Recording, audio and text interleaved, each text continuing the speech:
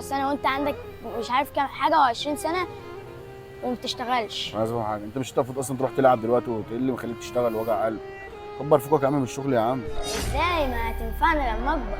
ما انت كبير اهو ما بتشتغلش مش نافع نفسك، جاي تستلف من عيل صغير فلوس ازاي؟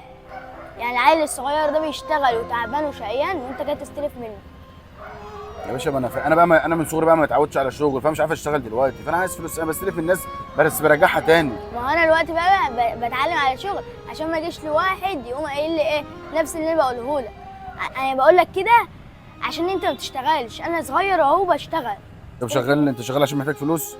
لا مش عشان محتاج فلوس، انا عشان اتعلم لما اكبر، عشان ما اجيش لواحد يعني استلف منه فلوس ويحرجني. يعني لو تديني 40 جنيه ولا حاجه. عايز 40 جنيه بس وارجعهم لك بالليل والله. يا عم خد، جبتهم ما جبتهمش ما جبتهمش.